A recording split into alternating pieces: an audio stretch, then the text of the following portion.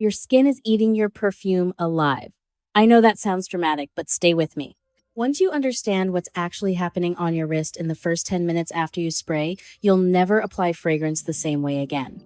And the fix, the real fix that your grandmother already knew about back when a bottle of Chanel No. 5 was something you saved up for, costs about $4 at any drugstore in America. Not $40, not $400, $4.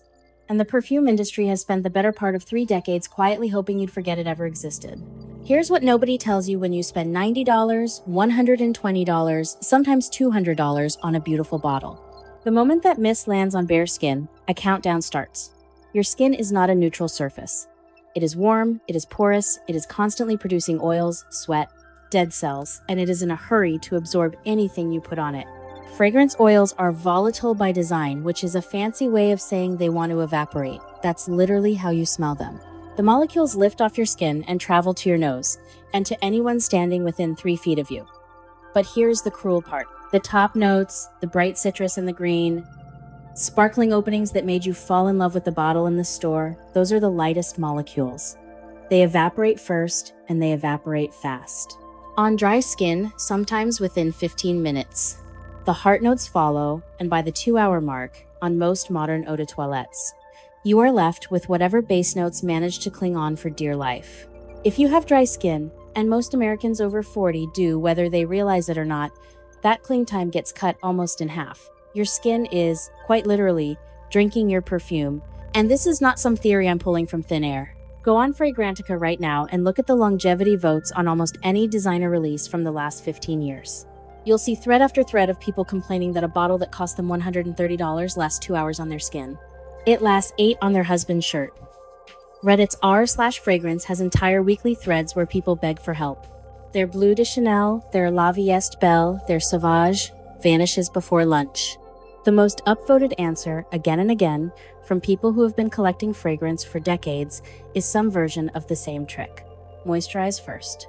Specifically, use an unscented occlusive moisturizer on the exact spot where you plan to spray. And the cheapest, most effective version of that moisturizer is something your grandmother had in her medicine cabinet. Probably in a blue tub, probably for less than $4. Plain petroleum jelly, Vaseline, or any unscented, heavy, oil-based balm in that same family. Now, before I go further, I want to tell you exactly why this works. I'm not in the business of selling you folk wisdom without the receipts. Perfume oils need a fatty, oily surface to bind to. That is chemistry, not opinion. On dry skin, those oils have nothing to grab onto, so they evaporate faster. They sink into your skin's own thirsty layers where you can't smell them anymore. When you put down a thin layer of an occlusive product first, something that seals moisture in, creates a smooth, slightly greasy film, the fragrance molecules have a surface to anchor to. They release more slowly. The top notes still leave, that's nature, but the heart and base notes hang on for hours longer. Fragrance reviewers on YouTube have done side-by-side tests with the same spray of the same bottle on a moisturized wrist versus a bare wrist. And the difference is not subtle. We're talking 3 to 5 extra hours on average. Some people report doubling the life of their perfume for a $4 tub that you already probably own. And this is the part the industry would rather you not internalize. Because if you and I, everyone watching, figured out how to make one bottle last twice as long, we'd buy half as many bottles.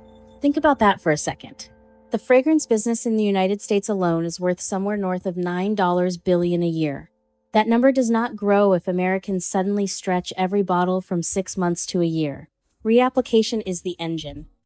The mid-afternoon spritz, the second bottle on your dresser, the impulse buy at the duty-free because the last one ran out, that's the entire model. Every time your perfume dies on you by 2 p.m., the brand wins. And when you ask the woman behind the counter at the department store why your fragrance isn't lasting, what does she suggest? More sprays, a stronger concentration, the matching body lotion at $65. She is not going to point you toward the petroleum jelly aisle at CVS. She can't. Her job depends on her not telling you. So if this is the kind of thing you suspected all along, that the secrets to making fragrance actually behave the way it used to behave are being kept quiet on purpose, do me a favor and hit subscribe. Because the next trick I'm about to break down are the ones the sales floor really doesn't want loose on the internet. And while you're down there, drop a comment and tell me, what is the perfume that betrayed you the hardest? The one that smelled incredible in the store, You brought it home, and within 2 hours of putting it on, it was gone. I read every single one, and I'm building the next video around the bottles you name the most. Now let's go deeper, because the Vaseline trick is the foundation. But your grandmother knew more than just that one move. There was a whole sequence to how women applied fragrance in the 1950s, 1960s, and 1970s. Almost all of it has been forgotten because it doesn't fit the modern instruction of just spritz and go. Back then, perfume was expensive relative to income. A bottle of Joy by Jean Patou, or Shalimar by Guerlain, or the original formulation of Chanel No. 5 was a serious purchase. You did not waste it. You made it last. And women learned often from their own mothers and grandmothers that fragrance was a layered ritual, not a single spray. The sequence went like this. Shower or bath first, because clean, slightly damp skin holds fragrance far better than dry skin that's been sitting all day collecting dust. Oil that compete with the perfume. Then, while the skin was still warm and slightly humid, a layer of unscented moisturizer or, more often, plain petroleum jelly on the pulse points. The wrists, the inside of the elbows, behind the ears, the base of the throat, behind the knees if you were going somewhere serious. Pulse points were chosen for a reason. They are warmer than the rest of your skin because blood vessels run close to the surface there. That gentle warmth acts like a slow diffuser, lifting the fragrance into the air around you for hours. Then, and only then, the perfume. And here's the part that drives me a little crazy when I see people online still arguing about it. Your grandmother did not rub her wrists together. That is a myth. The idea that rubbing breaks the molecules is technically a slight exaggeration. The molecules don't break, but the friction. Heat do accelerate the evaporation of the top notes and can crush the careful structure of the fragrance. Pat, don't rub. That instruction is over 100 years old and it is still correct. There was also the trick of spraying onto the hairbrush, lightly, and then running it through the hair. Hair holds fragrance longer than skin because the strands are porous and don't absorb the oils the way skin tissue does. You smell women who do this when they walk past you, and the scent trails behind them for hours, spraying directly onto hair, especially if it's been chemically treated or colored. Can dry it out because of the alcohol content, so the brush method was the workaround. $4 of Vaseline, plus the brush you already own, plus a little patience in the order of operations, and suddenly that bottle on your dresser is performing the way bottles used to perform. Now, I want to be honest with you about something. In this corner of the internet, there are a lot of channels that will tell you anything to keep you watching, and I don't operate that way. Some of what gets passed around as old-fashioned wisdom is genuinely useful, like everything I just described. But some of it is mythology. You'll hear people say that a few drops of perfume in your washing machine make your clothes smell amazing for weeks. That mostly doesn't work because detergent and rinse cycles strip the fragrance oils away. You'll hear that storing perfume in the refrigerator extends its life. That one is partially true. Cool, dark storage does slow oxidation, but a fridge with food in it introduces humidity and odors that can affect the juice. A dark closet at stable room temperature is better. You'll hear that spraying into the air and walking through the cloud gives you a softer, more even application. That one is real, it does, but you waste a tremendous amount of product on the carpet, so it's not exactly economical. The Vaseline trick, though, the moisturizing of pulse points before application, that one is not folklore.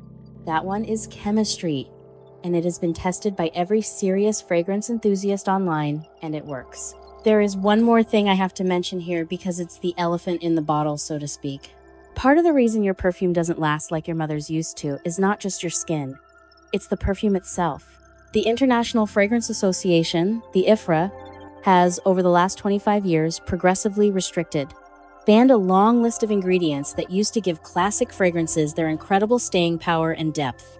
Oak moss, the backbone of every great Chypre fragrance from Mitsuko to the original Miss Dior, has been severely limited because of allergen concerns. Real animal musks, civet, certain nitro musks, all gone or heavily reformulated. Birch tar, certain types of bergamot, all restricted. So when you smell your grandmother's bottle of Shalimar from 1972, compare it to the bottle you can buy at Macy's today. You are not imagining things. They are not the same fragrance. They cannot be the same fragrance. The current version is a reformulation, often by a different... This is not a conspiracy. It's regulation. And there are real safety reasons behind some of it. But it does mean the modern bottle on average has less of the rich, long-lasting base note material that made the old stuff feel like a second skin from morning until midnight. Which brings us full circle to why the $4 fix matters more now than it did 50 years ago. The fragrances themselves have been quietly weakened by reformulation, and meanwhile the price has gone up. So you are paying more for a bottle that lasts less, on skin that is probably drier than it should be. Most of us are not moisturizing the way we should. Stack those three factors together, and it's no wonder people feel like perfume just doesn't work anymore. It does work, you just have to give it something to hold on to. So here is what I want you to do tonight, before you spray anything. Go find an unscented heavy moisturizer. The cheapest option is plain petroleum jelly, the blue tub, $3 to $4 at any drugstore in the country. If you don't like the texture, an unscented body balm. Even a thick unscented hand cream works almost as well, but the heavier and more occlusive, the better. Shower or wash your wrists with unscented soap if you can. Pat dry, don't rub. Put a thin layer of the balm on each pulse point. Wait 30 seconds. Then spray your perfume from about 6 inches away, 1 spray per pulse point, and do not rub. Let it dry on its own. Then, if you want to go all the way grandma on it, lightly mist your hairbrush and run it through your hair once. That's it. That is the entire ritual. It takes maybe 90 extra seconds, and it will make a bottle you already own behave like a bottle that costs twice as much. And if this is the kind of breakdown you wish more people were doing, the kind that respects your intelligence, tells you what's actually true versus what's marketing, then in the comments tell me which fragrance you want me to investigate next. Tell me the bottle you suspect has been quietly reformulated. Tell me the drugstore scent you swear punches above its weight. Tell me the classic from your mother's dresser that you wish you could smell again. Because the next video is going to be about the 5 drugstore fragrances under $20 that consistently outlast bottles costing 10 times more. And one of them is something your grandmother probably wore to church. I'll see you there.